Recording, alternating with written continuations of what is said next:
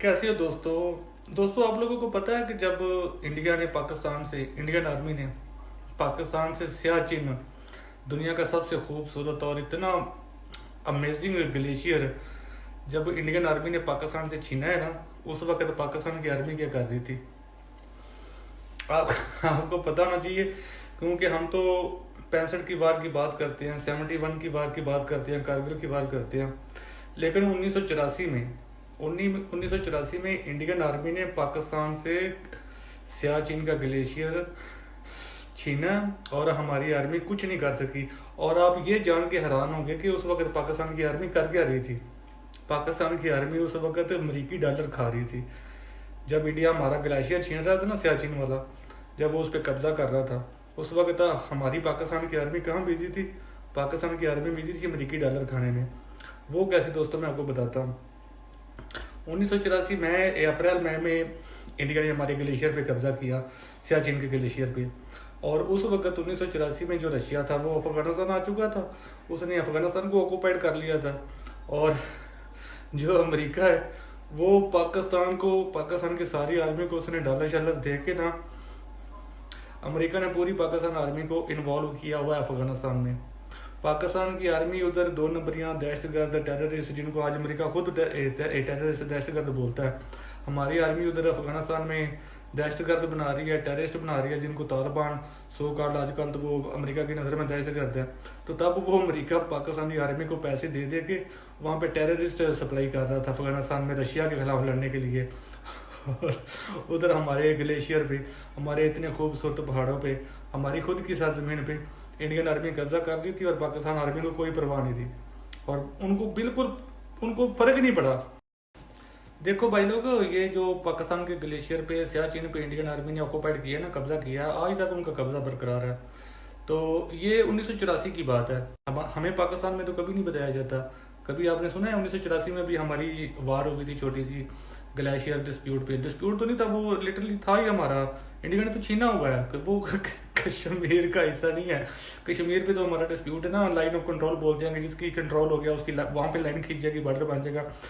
सियाचिन तो है ही हमारा भाई, लेकिन इंडिया छीन के बैठा हुआ है। आज तक पाकिस्तान की आर्मी की जरूरत नहीं होगी कि उनसे वापस ले लो। मेडल देख लो, इन्होंने 35 40 सजाए हुए हैं।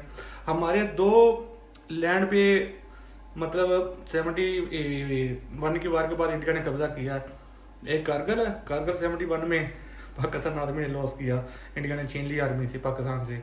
और 1984 में तो देखो हालात भी नॉर्मल है। पाकिस्तान में तो मार्शल लॉ लगा हुआ है, पाकिस्तान में गवर्नमेंट ही आर्मी की है लिटरली। क्योंकि 1984 में तो पाकिस्तान में मार्शल लॉ था, जियाउल हक आर्मी चीफ वही सदर था, सारा करता था वही था। तो फिर भी इंडिया ने हमसे सियाचिन छीन लिया। होता ये है दोस्तों, देखो 1971 में डिक्टेटर था ना पाकिस्तान में, एक आर्मी चीफ था, वो पाकिस्तान को रूल कर रहा था। उसने पाकिस्तान के 2 टोटे करवा दिए, सरेंडर करवाया आर्मी का। पूरी दुनिया में पाकिस्तान की फौज का मुंह काला हुआ। वो डिक्टेटर से जान छूट गई। उसके बाद हमारी आर्मी इतनी बेशर्म आर्मी है पाकिस्तान की, इन्होंने सिर्फ 5 या 7 साल दोबारा जमहूरियत रहने दी है पाकिस्तान में।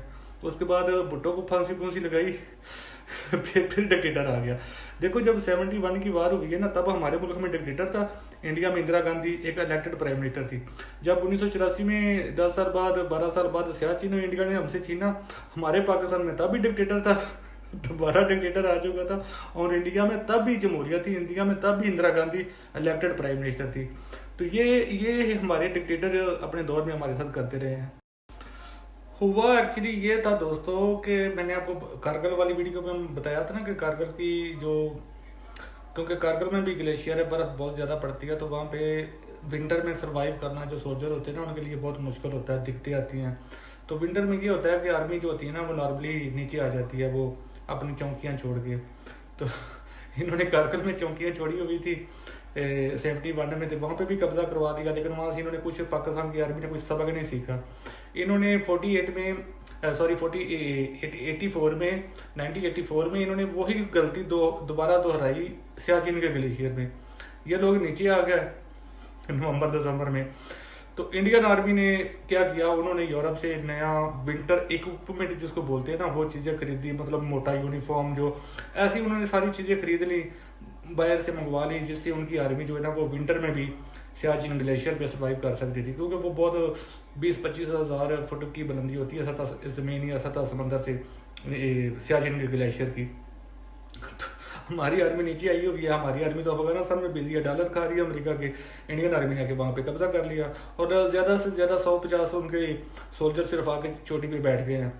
जब सियाचिन पे कब्जा इंडियन आर्मी ने कर लिया, हमारी आर्मी शहजादी वो तो अफगानिस्तान में इंडिया के पैसे लेके जंग लड़ने में बिजी थी। तो जब जून जुलाई समर स्टार्ट हुआ, हमारी आर्मी के लोग आए ऊपर से जब गोलियां आ गई, इंडिया से जूते पड़े, इंडिया ने लिटरली जब इनको मारना पीटना शुरू किया, कुट लगाई, ये भाग गए नीचे। अभी देखो जब इनको पता चल गया ना कि सियाचिन हमारे हाथ से जा चुका है, इंडिया ने कब्जा कर लिया, तो देखो ये 4-5-6 लाख उस वक्त जो पाकिस्तान की आर्मी थी, इनका फर्ज तो ये बनता था ना कि ये लड़ते। लोग तो अपनी 1 इंच जमीन के लिए पूरा मुल्क वार फुल स्केल वार लगा देते हैं। यहाँ पे तो हमारे ग्लेशियर के ग्लेशियर छीन लिए। अब होना तो ये चाहिए ना कि हमारे ग्लेशियर पे, हमारे सियाचिन पे कब्जा इंडियन आर्मी ने कर लिया है। हमारी आर्मी ने 2-3 छोटी छोटी ट्राई की, झड़पें की इंडियन आर्मी के साथ, जब आगे से मार पड़ी वापस आ गया।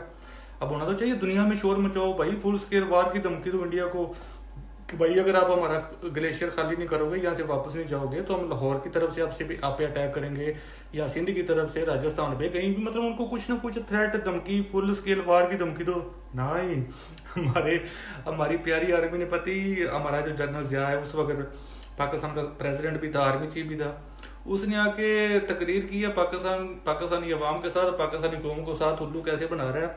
वो कह रहा है इंडिया ने वहाँ पे कब्जा कर लिया है हमारे ग्लेशियर सियाचिन पे, तो दफा मारो, उसके लिए इंसानी जानों को, मुसलमानों को क्यों मरवाना, वहाँ तो घास भी नहीं उगती, ऐसी जमीन के लिए लड़ के क्या फायदा कि वहाँ पे घास भी नहीं उगती।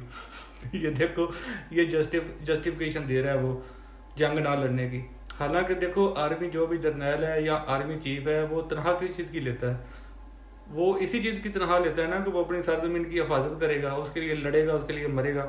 इसीलिए तो वो जर्नल है, इसीलिए तो वो आर्मी चीफ है, और इसी टैग की वजह से पूरे मुल्क पे हुकूमत कर रहा है, सदर बना हुआ है।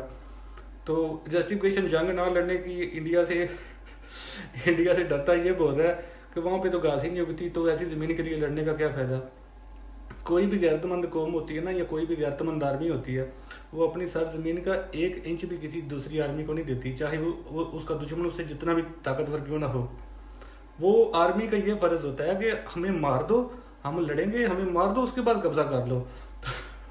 तो ये हमारे बगैरत जर्नैल जो 35-36 मेडल इधर इन्होंने लगाए होते हैं, तो ये आप स्पीच निकाल लो 1984 की, यूट्यूब पे मिल जाएगी जनरल जिया की। वो कह रहा है कि वहाँ तो घास ही नहीं उगती, अगर इंडिया ने कब्जा कर लिया तो ऐसी फजूल सी जमीन के लिए लड़ने का क्या फायदा है। 1984 में इंडिया शरेआम हमारी आर्मी को ठेंगा दिखा के हमसे सियाचिन के, पाकिस्तान के सबसे बड़े ग्लेशियर को ले गया, हमसे छीन गया। हमारी आर्मी क्योंकि अमेरिका से डॉलर खा रही थी, दोनों हाथों से डॉलर लूट रही थी, तो ये अफगानिस्तान में बिजी थे, तो इसलिए ये इंडिया के साथ तो लड़ना नहीं चाहते थे। वैसे तो नहीं लड़ना चाहिए किसी के साथ, नॉर्मल हालात में तो जंग को अच्छी चीज़ तो नहीं होती, लेकिन जब आपकी ज़मीन पे, आपके पहाड़ों पे, आपकी ग्लेशियर पे कब्जा करके वो बैठ गए, फिर तो लड़ना चाहिए था ना। तो नहीं लड़ेंगे, क्योंकि इनको अमेरिका ने बोला कि आप बिल्कुल अपना फोकस अफगानिस्तान पे रखो, हमारी जंग लड़ो पहले अफगानिस्तान में रशिया के खिलाफ, इंडिया को गोली मारो। इंडिया जब तुम्हारे लाहौर इस्लामाबाद पे कब्जा करेगा ना आके, फिर हम तुम्हारी हेल्प करेंगे इंडिया के खिलाफ, अभी फिलहाल इंडिया को बोल जाओ।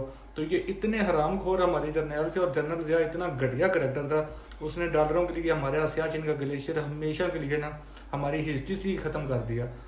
आप जितने पाकिस्तानी हो ना, आप स्टडी पाकिस्तान पे मत रहो, आप विकीपीडिया खोल के देखो, या आप 1947 जब हमारा बंटवारा हुआ इंडिया के साथ, आप देखो कारगिल पाकिस्तान के हिस्से में था। ग्लेशियर जो सियाचिन के ग्लेशियर हैं, जो पहाड़ियाँ हैं, बहुत बड़ा एरिया है, बहुत ही दुनिया के खूबसूरत ग्लेशियर है, वो सारे पाकिस्तान के हिस्से में थे। 1984 तक सियाचिन के ग्लेशियर पाकिस्तान के हिस्से में थे, पाकिस्तान के बॉर्डर के अंदर थे। वो इंडिया चीन के बैठा हुआ है, हमारी आर्मी अफगानिस्तान में जंग लड़ रही थी उस वक्त। तो मैंने आपको बोल दिया कि उसने तो आगे बोल दिया जनरल जिया ने कि वहाँ तो घास फूस ही नहीं उगती, तो उससे ऐसी ज़मीन के लिए लड़ने का क्या फ़ायदा। ये हमारी मेंटेलिटी है हमारी आर्मी की। और मेडल लाखों हज़ारों लगाए होते हैं सीने पे, और लड़ने से डरते हैं। बहाने बनाते हैं, नहीं उधर तो ये है। मतलब उस जिया ने ये लिटरली आवाम को समझाया कि जब लाहौर पे इंडिया कब्जा करेगा ना, इस्लामाबाद पे कब्जा करेगा, फिर हम लड़ेंगे, बाकी पहाड़ों पहाड़ों के लिए लड़ने मरने का क्या फायदा है। दुनिया का कोई भी गैरतमंद आर्मी जनरल होता है या आर्मी चीफ होता है, या एक कौम हो या एक नेशन होती है ना, वो अपनी सरजमीन का, जिसको मदरलैंड बोला जाता है, उसका एक इंच नहीं किसी को देते, उसके लिए मर जाते हैं। हमारे पाकिस्तान में स्टार्ट से क्या चल रहा है, 1956 में, 57 में, 56 में इसने मार्शल लॉ लगा दिया जनरल अयूब ने, और सदर भी बन गया, आर्मी चीफ भी, सारा कंट्रोल पाकिस्तान का उसके हाथ में चला गया। चाइना में था माजेतुन, वो जो उसका उनका मॉडर्न चाइना का बानी है, उसको माओ बोलते हैं। उसने मैप भेजा पाकिस्तान को भी, इंडिया को भी। उसमें कुछ इंडिया के इलाके उसने चाइना चाइना के दिखाए, तो इंडिया ने तो रिजेक्ट कर दिया, इन्होंने बोला बकवास करते हो, ये हमारे इलाके, हम आपको कभी नहीं देंगे। पाकिस्तान को भी उसने मैप भेजा, उसमें पाकिस्तान में कुछ गिलगित बल्तिस्तान के इलाके चाइना ने अपने चाइना में दिखाए, पाकिस्तान को बोला कि ये इलाके हमारे, हमें दे दो वरना हम आप पे बाहर मसलत कर देंगे, हम लड़ेंगे आपसे। तो हमारे अयूब साहब ने आधा गिलगित बल्तिस्तान जो चाइना को दे दिया। ये भी आपको पाकिस्तान में रह के नहीं पता चल सकता, ना आपको आपकी आर्मी बताएगी, ना इस पर कोई बोल सकता है। तो पहले पाकिस्तान का आधा गिलगित बल्तिस्तान जनरल अयूब साहब ने चाइना को गिफ्ट कर दिया। आगे आ जाओ, 72 में, 73 में पाकिस्तान का प्राइम मिनिस्टर है जुल्फकार अली भुट्टो। जुल्फकार अली भुट्टो के कुछ अपने संबंध भी थे, पता नहीं, मैंने सुना है कि उसकी गर्लफ्रेंड थी या उसकी वाइफ है वो ईरान से बिलोंग करती है। तो जो ईरान का बादशाह था ना, उसने आधे बलोचिस्तान का तफ्तान का जो सूबा है ना, मैंने वो देखा हुआ है, मैंने वो डिस्कवर किया हुआ है सारा। उसने वो मैप पाकिस्तान को भेजा भुट्टो साहब को, ये तो ईरान का इलाका है, हालांकि कंट्रोल पाकिस्तान का, वहाँ पे बॉर्डर पाकिस्तान के अंदर वो होता है। तो भुट्टो साहब ने जब ईरान के बादशाह ने डिमांड की, तो भुट्टो साहब ने आधा बलोचिस्तान ईरान को दे दिया। अभी वो पूरा सूबा है ईरान में, तफ्तान, वो 1973 तक पाकिस्तान का हिस्सा था, ये गिफ्ट किया भुट्टो साहब ने।